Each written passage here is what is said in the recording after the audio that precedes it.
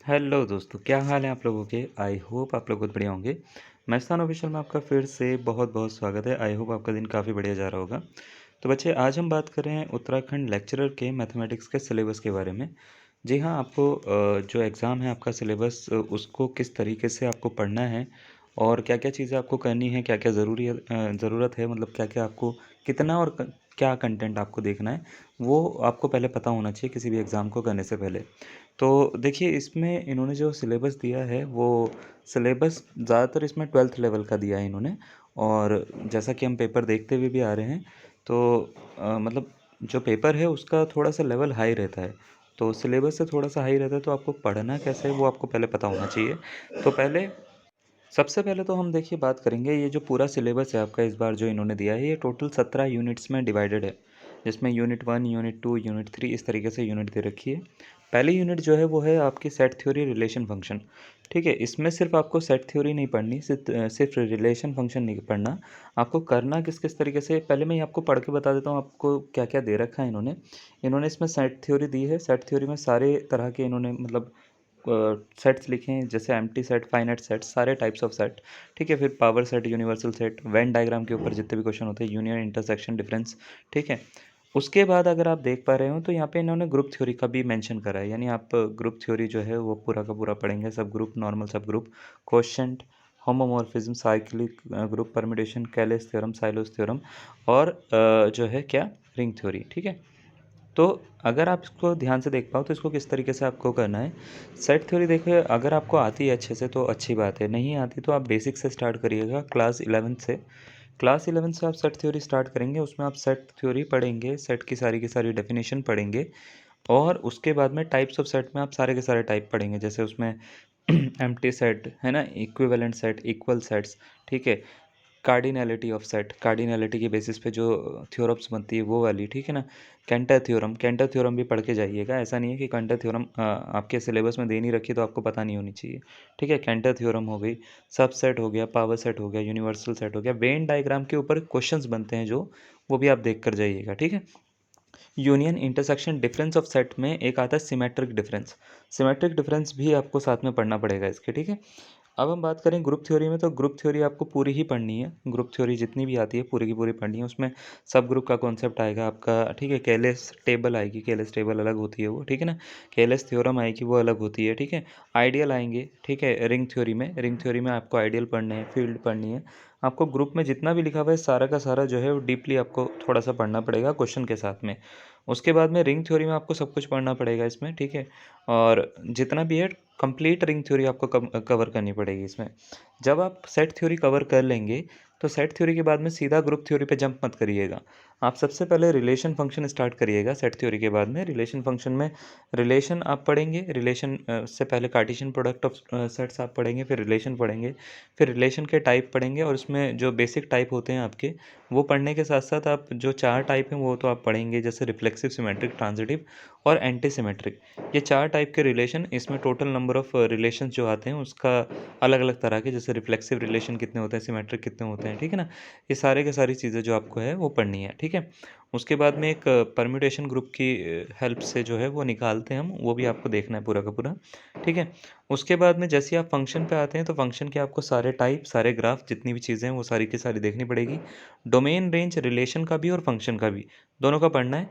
Function का ज़रूर पढ़ना है। फंक्शन का डोमेन और रेंज के ऊपर जो है वो क्वेश्चन बहुत सारे, मतलब बहुत बार पूछे जाते हैं। तो domain, codomain, range of a function, ये आपको पढ़ना है, जिसमें वेरियस टाइप ऑफ फंक्शन के ग्राफ, जो कि मैं आपको बोल रहा था, वो आपको पढ़ने पड़ेंगे। ठीक है, फंक्शन के type, one one, many one, into, onto, चारों के चारों टाइप आपको पढ़ने हैं। पढ़ने के साथ साथ आपको और चीज़ें भी इसमें जो नहीं दे रखी उस पर फोकस करना है, जैसे इन्वर्स ऑफ अ फंक्शन है ना। अगर कोई फंक्शन बाइजेक्टिव है तो उसका इन्वर्स भी निकाल ही लोगे आप, है ना। तो inverse of a function, inverse of a function आपको पढ़ के जाना है। कंपोजिशन के केसेस पे जो भी थ्योरम्स होती हैं वो सारी की सारी थ्योरम्स, और कंपोजिशन के केसेस पे डोमेन रेंज का कॉन्सेप्ट आता है एक। मतलब कंपोजिशन, अगर आपने दो फंक्शन को कंपोज करा तो उसका डोमेन और रेंज किस तरीके से निकालते हैं, वो भी आपको ज़रूर पढ़ के जाना है। ठीक है, उसका डोमेन रेंज, ठीक है, बाकी चीज़ें जो होती हैं वो कैसे कैसे निकालते हैं, सारा का सारा आपको पढ़ना है। ठीक है, तो फंक्शन का आपको मतलब कुछ नहीं छोड़ना, फंक्शन सारा पढ़ना है। फंक्शन अच्छा तो कैलकुलस अच्छी है आपकी। ठीक है, तो उसके बाद में आप ग्रुप थ्योरी पे आइएगा, उसके पहले मत आइएगा ग्रुप थ्योरी पे। तो आप जब ये पूरा का पूरा रिलेशन और फंक्शन और सेट थ्योरी आप कवर कर लोगे, उसके बाद में आप क्या करेंगे, ग्रुप थ्योरी पे आएंगे, फिर रिंग थ्योरी पे आइएगा, तो आपका जो अलजेब्रा का पोर्शन है वो कवर होगा। ठीक है, अलजेब्रा में मैट्रिक्स एंड डिटर्मिनेंट है जो कि इन्होंने नीचे वाली यूनिट में डाल रखा है, कोई बात नहीं, है ना। तो मैं आपको बता देता हूँ, दूसरी यूनिट में इन्होंने दे रखा है मैथमेटिकल इंडक्शन। मैथमेटिकल इंडक्शन में basic principle of mathematical induction आपको पढ़ना है। ठीक है, जिनकी सिंपल एप्लीकेशन आपको पढ़नी है। आप कोई भी एक अच्छी बुक ले सकते हैं RD शर्मा से, और इसके साथ में PYQs लगा सकते हैं आप अपने, है ना, वो कर लीजिएगा। उसके बाद में इन्होंने कुछ टॉपिक अलग से दे रखे हैं, जैसे कॉम्प्लेक्स नंबर क्वाड्रेटिक इक्वेशन दे रखा है ना। ये मतलब मैथमेटिकल इंडक्शन का पार्ट नहीं है ना। तो इन्होंने दे रखा है फिर कॉम्प्लेक्स नंबर के बारे में सारा का सारा ही है, प्रॉपर्टीज़ से लेकर है ना, polar form representation of complex number. ठीक है, ये सारा का सारा पढ़ के आपको एक चीज़ और बोली है इन्होंने, square root of a complex number और पढ़ेंगे आप, solution of quadratic equation in the complex form, ये भी आपको पढ़ना है। तो कॉम्प्लेक्स नंबर अगर आप देख पा रहे होंगे तो ये 11th क्लास का है। इन्होंने इसमें मतलब कोई ग्रेजुएशन का पोर्शन नहीं डाला है, 11th क्लास का इन्होंने सिलेबस दिया है। हाँ, अगर आप पढ़ के जा रहे हो square root of a complex number, तो मेरा कहना ये ज़रूर रहेगा कि आप क्यूब रूट को भी और लोकस के पार्ट को भी और मैक्सिमा मिनिमा के पार्ट को, ये 3 चीज़ें हैं, cube root of unity, nth root of unity, मतलब उसी का साथ में आता है वो। ठीक है, cube root of unity, nth root of unity, maxima minima of complex number और locus of a complex number, ये ज़रूर पढ़ के जाइएगा क्योंकि ये इंपॉर्टेंट टॉपिक है।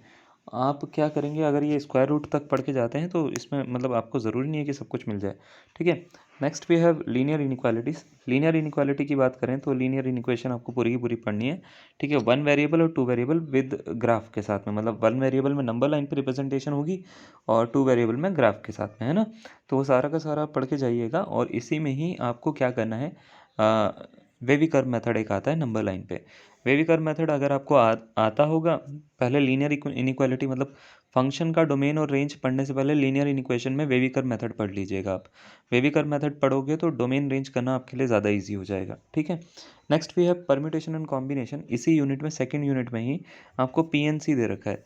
तो PNC में सबसे पहले तो देखो, आपको पूरा 12th लेवल तक का ही आपको कवर करना है, और परम्यूटेशन कॉम्बिनेशन अगर आपको आता होगा तो प्रोबेबिलिटी अच्छी है आपकी फिर। ठीक है, तो परम्यूटेशन कॉम्बिनेशन आपको पढ़ना है, फंडामेंटल प्रिंसिपल ऑफ काउंटिंग से स्टार्ट करना है, फैक्टोरियल नोटेशन पढ़नी है आपको। ठीक है, उसके बाद इसमें जितने भी फॉर्मूले होते हैं वो सारे के सारे फॉर्मूले, डेरिवेशन करने की ज़रूरत नहीं है, खाली आपको फॉर्मूला पता होना चाहिए कि भाई कौन कौन से फॉर्मूले होते हैं इसमें, तो सारे फॉर्मूले पढ़ लीजिएगा।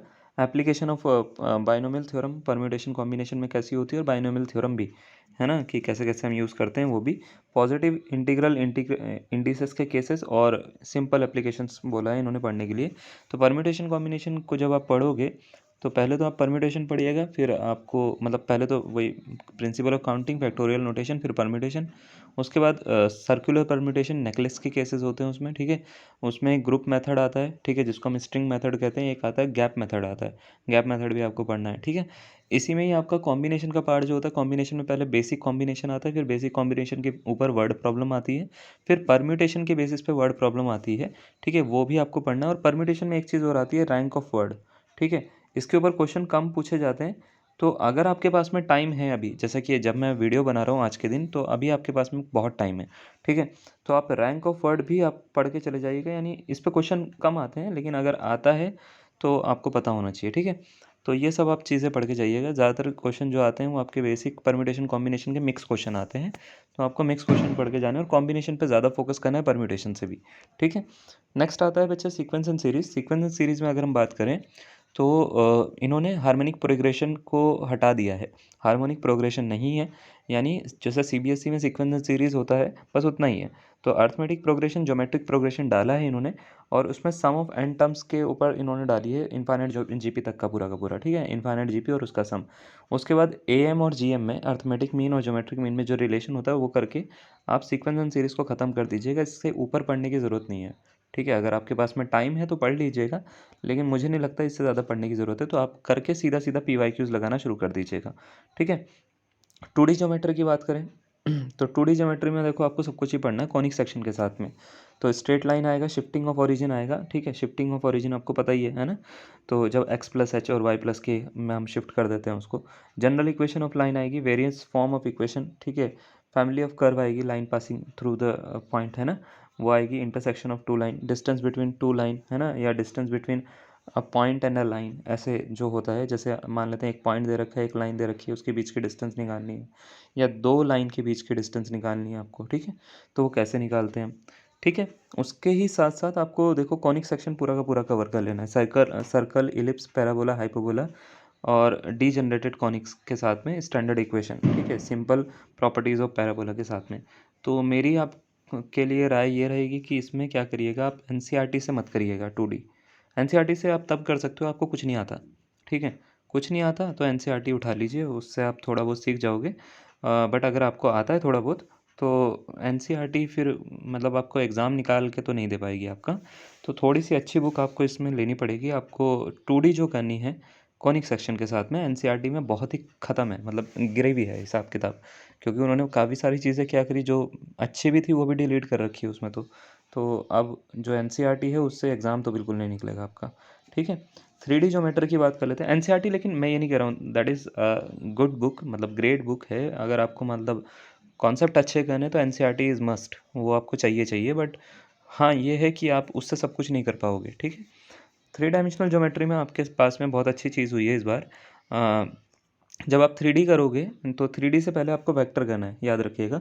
वेक्टर करोगे तो 3D समझ में आएगी आपको। तो वेक्टर में क्या है, vector, scalar, magnitude, direction of vector आपको सारा का सारा करना है। फिर डीसीज और डीआरस के बारे में सारा का सारा, और टाइप्स ऑफ वेक्टर्स, ठीक है। Position vector, negative vector, component of vector, addition, subtraction, जितने भी ऑपरेशन आते हैं उसमें, मल्टीप्लिकेशन, वो सारा का सारा करना है। फिर आपको क्या करना है, लाइन सेगमेंट का जो वो रेशो वाला होता है वो वाला भी पढ़ लेना है। ये सारा का सारा मिलेगा आपको 12th क्लास की बुक में, ठीक है। सब मिल जाएगा, ठीक है। उसके बाद में स्केलर प्रोडक्ट जो है वो मिल जाएगा आपको, प्रोजेक्शन ऑफ वेक्टर और वेक्टर प्रोडक्ट, जिसको वेक्टर प्रोडक्ट वो आपको करना है। इसके बाद में स्केलर ट्रिपल प्रोडक्ट। जब आप स्केलर ट्रिपल प्रोडक्ट कर लोगे, है ना, ए डॉट बी क्रॉस सी, जब आप ये कर लोगे तो इसी के साथ साथ आप क्या करेंगे, एक चीज़ और करेंगे कि वेक्टर की एप्लीकेशन एरिया इन वॉल्यूम में। 2D फिगर का एरिया किस तरीके से निकालते हैं हर फिगर का, ठीक है, आप ये देखिएगा वेक्टर की हेल्प से। और वॉल्यूम जो होता है टेट्राहेड्रन का कैसे निकालते हो आप, है ना, या 3D फिगर बहुत सारी होती हैं, किस किस तरीके से आप वेक्टर से जो है वो वेक्टर की हेल्प से वॉल्यूम निकालते हो, वो सारा का सारा आपको करना है, ठीक है। ये करने के साथ साथ एक चीज़ और आती है जिसको बोलते हैं मोमेंट ऑफ फोर्स, ठीक है। मोमेंट ऑफ फोर्स आपके इसमें लिखा नहीं है, लेकिन इसके ऊपर बहुत सारे क्वेश्चन बनते हैं। मोमेंट ऑफ फोर्स, इसको एक और नाम से भी जानते हैं हम, इसको टॉर्क बोलते हैं, टॉर्क, ठीक है। मतलब इसको हिंदी में क्या बोलते हैं, हिंदी में बोलते हैं इसको बल आघूर्ण, बल आघूर्ण बोलते हैं। आपने वो हिंदी में पढ़ी होगी, एक डेफिनेशन आती थी 11th क्लास में, बल बल द्वारा किसी पिंड को किसी अक्ष के परितः घुमाने की प्रवृत्ति को बल आघूर्ण बोलते हैं ना, तो वही बल आघूर्ण है ये। तो इसको वेक्टर में एप्लीकेशन है। जैसे अगर आपको मान लेते कोई पॉइंट से के मतलब कोई पॉइंट से आप जो है आप किसी पाइवेटेड पॉइंट मान लेते हैं आपने रख रखा है किसी बॉडी पर, और आप इस पर फोर्स लगा रहे हो, तो ये फोर्स जो है वो रोटेशनल मोशन करती है, ठीक है। तो इसमें क्या क्या चीज़ें आती हैं, तो इसमें टॉर्क अबाउट अ पॉइंट निकलता है, अबाउट अ लाइन निकलता है, और couple forces, moment of couple forces, ये 3 एप्लीकेशन होती हैं इसकी, तीनों की तीनों आपको पढ़नी पड़ेगी, ठीक है। जैसे ही आपका वेक्टर ख़त्म हो जाता है, वेक्टर ख़त्म होने के बाद में अच्छा डिस्प्लेसमेंट का केस भी कर लेना वेक्टर में, वर्क वाला, ठीक है। आपको 3D स्टार्ट कर लेनी है। 3D जो है इसमें देखो ज़्यादा इन्होंने दिया नहीं है सिलेबस में। 3D में आपको सिर्फ लाइन ज्योमेट्री और प्लेन ज्योमेट्री ही करनी है, मतलब ज़्यादा इन्होंने भगाया नहीं है, यानी फिगर्स वगैरह नहीं दी है, बाकी चीज़ें नहीं दी हैं, तो अच्छा है आपके लिए, ठीक है। तो आपको क्या करना है, सबसे पहले तो लाइन ज्योमेट्री और वही डीसीज डीआर्स के सारे केसेस करने हैं। फिर लाइन ज्योमेट्री पूरी करनी है, जिसमें एंगल आएगा, ठीक है, शॉर्टेस्ट डिस्टेंस आएगी, ठीक है, कोप्लेनर स्क्यू लाइंस आएंगी, सब चीज़ें आएंगी इसमें, ठीक है। Shortest distance between two lines, है ना, लाइंस एंड अ प्लेन भी आएगी इसमें, ठीक है। और एंगल दो लाइन के बीच में, दो प्लेन के बीच में, और लाइन और प्लेन के बीच में जो साइन थीटा वाला फॉर्मूला और कॉस थीटा वाला फॉर्मूला होता है, उससे आपको वो सारा का सारा चीज़ें जो है उसके ऊपर क्वेश्चन करने हैं, ठीक है। और इसमें थोड़ा सा ना अच्छे क्वेश्चन लगाइएगा आप, क्योंकि 3D जो होती है इसकी लाइन ज्योमेट्री और प्लेन ज्योमेट्री की बात करें तो इसमें बहुत वैरायटी के क्वेश्चन बन सकते हैं आपके। तो क्वेश्चन थोड़े से अच्छे लगाइएगा, ताकि मतलब ऐसा मत समझिएगा कि आपने खाली चैप्टर कर लिया तो वो ख़त्म हो गया। क्वेश्चन जहाँ से बढ़िया से क्वेश्चन मिलते हैं आपको, वो अच्छे क्वेश्चन लगाइएगा, ठीक है। बाकी हम आपको सोर्सेज और पूरी चीज़ें देंगे, कंटेंट देंगे, उसकी चिंता ना करिएगा, ठीक है। तो अगर नहीं मिलता आपको तो बता सकते हैं हम बता देंगे आपको कि कैसे कैसे करना है आपको, ठीक है, या हम करवा देंगे। स्टैटिस्टिक्स एंड प्रोबेबिलिटी यूनिट 4 में आती है। यूनिट 4 में देखो मतलब ये 10th चैप्टर है आपका और यूनिट 4 है, ठीक है। टोटल मिला के 17 चैप्टर हैं अपने, ठीक है। 17 यूनिट नहीं, 17 चैप्टर है, ठीक है। तो इसमें आता है भाई मेजर ऑफ डिस्पर्जन आता है। मेजर ऑफ डिस्पर्जन करने से पहले आपको देखो measure of dispersion class 11th का है, ठीक है। आपको सेंट्रल टेंडेंसी करना पड़ेगा पहले, है ना। तो सेंट्रल टेंडेंसी आप पहले पूरा करेंगे, मेजर ऑफ सेंट्रल टेंडेंसी का पूरा पोर्शन करेंगे, ठीक है। उसके बाद मेजर ऑफ डिस्पर्जन पे जाएंगे आप। तो मेजर ऑफ सेंट्रल टेंडेंसी में मीन, मॉड और मीडियन, ये 3 चीज़ें आती हैं, ठीक है। अगर नहीं पता आपको तो मीन, मॉड और median measure of central tendency के जो हैं वो क्या बोल सकते हैं, मेजर होते हैं। और जो डिस्पर्जन के बाकी सारे, मतलब जैसे डेविएशन आपको देखनी हो, ठीक है, या स्टैंडर्ड डेविएशन देखनी हो, या आपको वेरिएंस देखना हो, या कुछ भी देखना हो, तो ज़्यादातर कोफिशिएंट ऑफ वेरिएंस देखना हो, कोफिशिएंट ऑफ रेंज देखना हो, ये सारा का सारा किस में आता है, मेजर ऑफ डिस्पर्जन में आता है, ठीक है। तो आपको इसमें सारा का सारा करना है। इसमें आपको देखो mean deviation, variance, standard deviation, ungrouped और ग्रुप डाटा का analysis of frequency distribution with equal means but different variance, ठीक है। ये एक अच्छा है ये थोड़ा सा, और इसमें आपको ना थोड़ा डिटेल में पढ़ना पड़ेगा इसको भी ना, ठीक है। ये करने के बाद में आपका जो होता है स्टैटिस्टिक्स का पोर्शन जैसे ही ख़त्म होगा, आप क्या कर सकते हैं, स्टार्ट कर सकते हैं प्रोबेबिलिटी। तो स्टैटिस्टिक्स एंड प्रोबेबिलिटी में आपको प्रोबेबिलिटी बेसिक से लेके एडवांस तक पूरी की पूरी करनी है। इसमें sample space, event, classical, empirical और एक्जामेटिक डेफिनेशन ऑफ प्रोबेबिलिटी का मतलब ये होता है, ये सारा का सारा आपको कवर करना है। सारे केसेस करने प्रोबेबिलिटी में, नॉट के, एंड के, नाइदर नोर के, और के, ठीक है। ये सारे करके कॉम्बिनेशन के बेसिस पे इन्होंने लिखी नहीं है, वो भी आपको प्रोबेबिलिटी पढ़नी पड़ेगी। Probability based on combination and permutation, ठीक है। तो वो आपको पढ़ना पड़ेगा। फिर मल्टीप्लिकेशन थ्योरम ऑन प्रोबेबिलिटी आती है, वो आपको पढ़नी पड़ेगी। जैसे ही आप मल्टीप्लिकेशन थ्योरम पढ़ते हो, यानी कंडीशनल प्रोबेबिलिटी का पार्ट स्टार्ट करते हो मल्टीप्लिकेशन थ्योरम के साथ में, तो आपको बेस थ्योरम आ जाती है, ठीक है। तो बेस थ्योरम आपको स्टार्ट करनी पड़ेगी, जिसमें सारे के सारे इवेंट्स के टाइप आते हैं। जैसे म्यूचुअली एक्सक्लूसिव उससे पहले ही आ जाता है, म्यूचुअली एक्सक्लूसिव आ जाता है, एग्जॉस्टिव आ जाता है, ठीक है। तो सिंपल इवेंट आ जाते हैं, डिसजॉइंट इवेंट आ जाते हैं, ठीक है, कंपाउंड इवेंट आ जाते हैं। ये सारा जैसे आप बेस थ्योरम तक कवर करते हो, तो बर्नौली ट्रायल के साथ में आपका जो है 12th का पोर्शन कवर हो जाता है प्रोबेबिलिटी का। लेकिन प्रोबेबिलिटी में एक दिक्कत ये है कि जैसे आप 12th का पोर्शन कवर करते हो, तो थोड़ा सा इसमें जैसे हम बात करें तो थोड़ा सा ग्रेजुएशन का पोर्शन भी पूछा जाता है। इतना नहीं पूछा जाता लेक्चरर के एग्ज़ाम में, थोड़ा बहुत पूछा जाता है, तो आपको पता होना चाहिए। जैसे सबसे पहले तो आपको डिस्क्रीट एंड कॉन्टिन्यूस यूनिवेरिएट जो डिस्ट्रीब्यूशन है, इसमें थोड़ा सा आपको ग्रेजुएशन लेवल पे पढ़ना होता है। वैसे तो प्रोबेबिलिटी थ्योरी अगर आप पढ़ते हो तो उसके लिए आपको मेजर थ्योरी आनी चाहिए। हाँ, एमएससी में होती थी एक मेजर थ्योरी, याद होगा आपको। तो अगर आप उसके बेसिस पे पढ़ते हो तो आपको पूरी तब प्रोबेबिलिटी थ्योरी समझ में आएगी। लेकिन अभी आप लेक्चरर की बात करें तो आपको ज़्यादा नहीं पढ़ना, आपको बस खाली डिस्क्रीट एंड कॉन्टिन्यूस यूनिवेट डिस्ट्रीब्यूशन के बारे में पढ़ना है, ठीक है, जिसको हम प्रोबेबिलिटी डिस्ट्रीब्यूशन की टर्म में भी लेते हैं। उसके बाद इसमें बाइनोमियल प्रोबेबिलिटी पे लेके चलना है आपको। अब इसके बाद में एक चीज़ और करनी पड़ती है आपको, पॉइज़न और नॉर्मल डिस्ट्रीब्यूशन के बारे में ये पढ़ना होता है। तो पॉइज़नस डिस्ट्रीब्यूशन जो आती है वो आपकी, मतलब बाइनोमियल डिस्ट्रीब्यूशन तो तब हम फॉलो करते हैं ज़्यादातर जब आपका क्या होता है कि केसेस ये दे रखे होते हैं कि एक कॉइन को आपने 8 बार, 10 बार या 15 बार फेंक दिया। एक कॉइन के अगर आपने मान लेते हैं 2000 बार, 3000 बार या 10,000 बार फेंक दिया, और किसी चीज़ के आने की प्रोबेबिलिटी पूछ ली जिसके चांसेस बहुत कम है, तो यहाँ पे पॉइजनस डिस्ट्रीब्यूशन हम फॉलो करते हैं। तो पॉइजनस डिस्ट्रीब्यूशन के फॉर्मूले तब लगते हैं आपके जब प्रोबेबिलिटी जो होती है वो बहुत कम चांसेस होते हैं किसी इवेंट के होने के, और बहुत ज़्यादा बार आपने वो इवेंट दोहरा दिया है, ठीक है। तो ये आपको सारा का सारा कवर करना पड़ेगा, ठीक है। हम कवर करवाएंगे, फिक्र ना करिए ये सब चीज़ें ना। मैट्रिसेस एंड डिटर्मिनेंट की बात करें तो मैट्रिसेस डिटर्मिनेंट में इन्होंने ज़्यादा नहीं पूछा है, 12th वाली पूछी है, ठीक है। तो ये अच्छी बात है आपके लिए।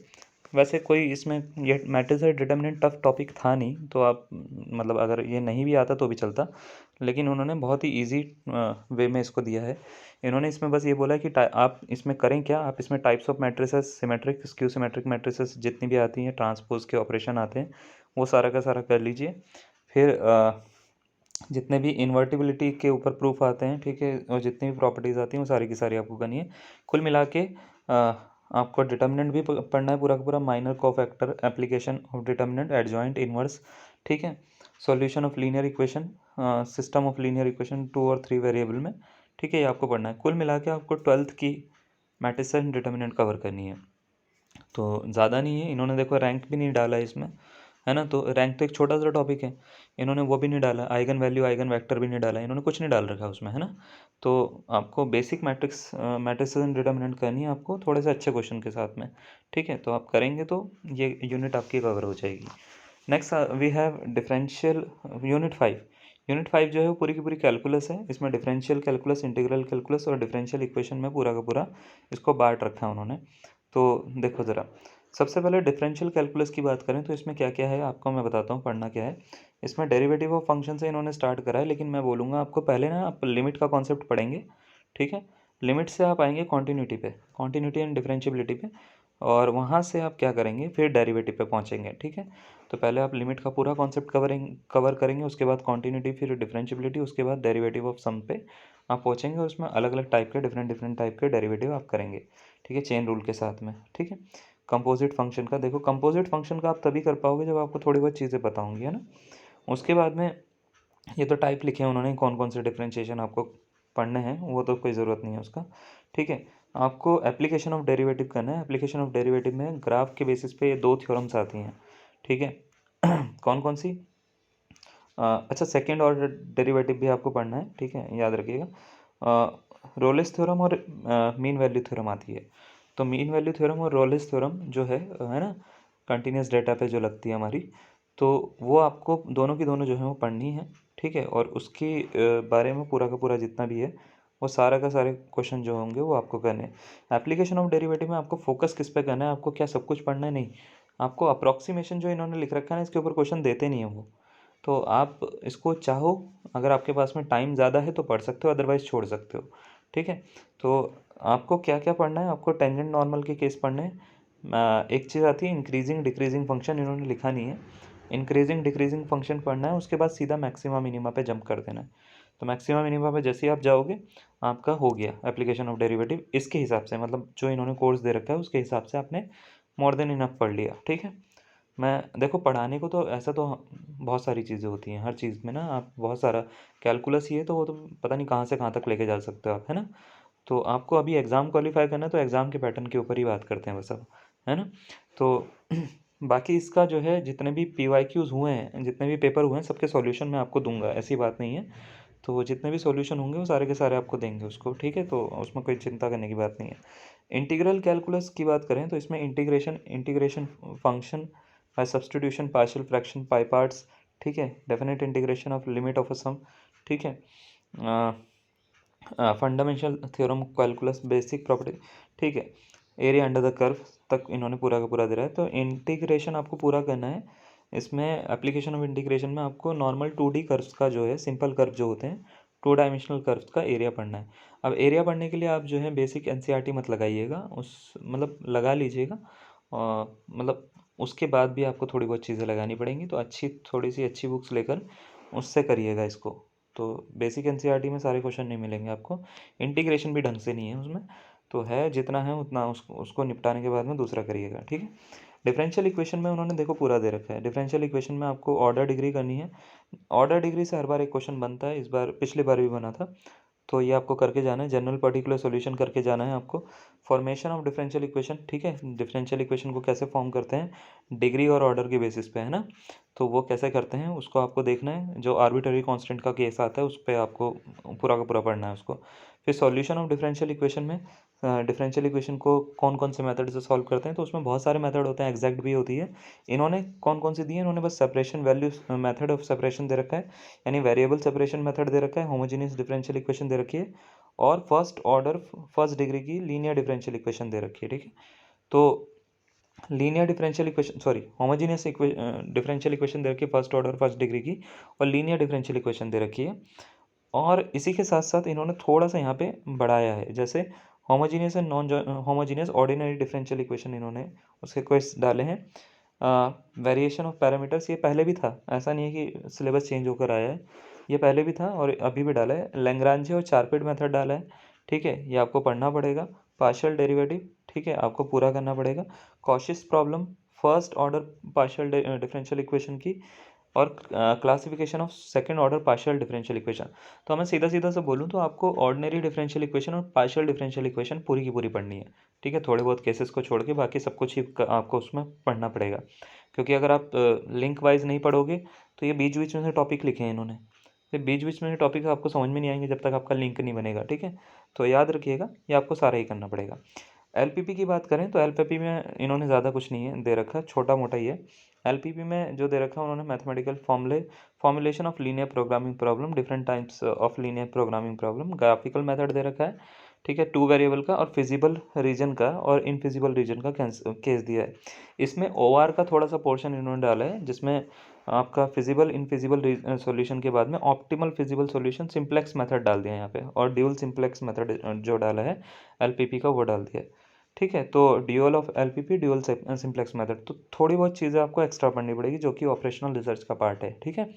तो वो आपको पढ़ना पड़ेगा, मतलब एक तो 12th लेवल की आती है, 12th से थोड़ी सी ऊपर आपको रखनी पड़ेगी। तो ओआर की एक बुक आती है ना, वो ऑपरेशनल रिसर्च की, आप चाहो तो हम आपको शेयर कर देंगे, ठीक है, उससे आप पूरा पढ़ लीजिएगा, पूरा मिल जाएगा आपको, ठीक है। लास्ट यूनिट जो है वो है आपकी यूनिट नंबर 6 है आई गेस ये, है ना। तो 16 और 17 इसमें आते हैं। इसमें एक आता है कैलकुलस ऑफ वेरिएशन, ठीक है, वेरिएशन ऑफ फंक्शनल आइलर लैंग्वेज equation, Lagrange's equation sorry, necessary and sufficient condition for extrema, ठीक है, variation methods, boundary value problem और in ordinary differential equation and partial differential equation. Actual में ये इसी के साथ में कवर होगा, ठीक है, ये इसी के साथ में कवर होगा, तब जाके ये आपका पूरा ही होगा। तो इन्होंने यूनिट 6 में डाला है, वो पता नहीं किस तरीके से डाला है, ठीक है, और डाल दिया होगा अपनी मर्ज़ी से उन्होंने, ठीक है, कोई बात नहीं। नेक्स्ट आता है न्यूमेरिकल एनालिसिस। न्यूमेरिकल एनालिसिस में तो देखिए सब कुछ है। अगर हम बात करें इस बार, तो numerical solution of algebraic equation, iteration method जो होता है, ठीक है, इसके साथ में बाइसेक्शन भी आपको पढ़ना पड़ेगा। फिर आता है न्यूटन रैप्सन मेथड, आपको पूरा पढ़ना पड़ेगा। रेट ऑफ कन्वर्जेंस पढ़ना पड़ेगा। Solution of system of linear equation using Gauss, ठीक है, साइडल रूल जो आता है, गॉस एलिमिनेशन मेथड भी आता है, ठीक है, गॉस साइडल मेथड जैसे कि हम बता रहे थे वो आएगा। इंटरपोलेशन आएगा, ठीक है, method of unequal distances differences आएगा इसमें। और फिर सॉल्यूशन ऑफ आईवीपी, ये आपको पूरा का पूरा जो है। न्यूमेरिकल एनालिसिस की बात करें तो लगभग ये सारी ही पढ़नी है आपको, ठीक है। एक दो चीज़ें अगर छोड़ दें तो बाकी सब कुछ इसमें आ जाता है। तो इसका सबका पार्ट है, ऑपरेटर से स्टार्ट होती है ये, ठीक है, और आपको सारी ही चीज़ें पढ़नी पड़ती हैं। तो ये सारी की सारी चीज़ें जो हैं वो आप देखिए खुद भी इसको कर सकते हैं। बुक्स आप अच्छी, मैं अगर बताऊँ तो आप अगर आपका मतलब बेस ठीक है तो यूथ कंपटीशन टाइप की बुक्स आती है, यूथ कंपटीशन टाइम की एक बुक आती है, आप उसको ले सकते हो, उसमें PYQs होते हैं, आप उसको लगाना शुरू कर सकते हैं, ठीक है। और अगर मान लेते हैं आपका बेस अच्छा नहीं है तो आप खुद पहले ट्राई कर सकते हैं। अगर आपको लगता है खुद कर सकते हो तो अच्छी बात है, नहीं कर सकते तो फिर हमने कोर्स रख रखा है, आप चाहें तो उसको भी परचेज़ कर सकते हैं, ठीक है। तो इसमें अगर कोई भी डाउट आता है आपको कि सर ये चीज़ें नहीं आ रही है, ये चीज़ें कैसे समझाने हैं या कुछ भी ऐसा, तो आप बिना किसी डाउट के, बिना किसी मतलब हिचकिचाहट के हमारे को कमेंट कर सकते हैं। हम उस पर ज़रूर अपना जो है पॉसिबल रिप्लाई करेंगे और जो बेस्ट फिजिबल सॉल्यूशन होगा आपके लिए है ना, तो उसको आपके लिए रखने की कोशिश करेंगे, ठीक है ना। तो ऐसा कुछ नहीं है, तो आप नॉर्मल भी रिप्लाई मतलब कमेंट करके हमारे से कुछ भी पूछ सकते हैं, ठीक है। तो आज के लिए इतना ही, धन्यवाद।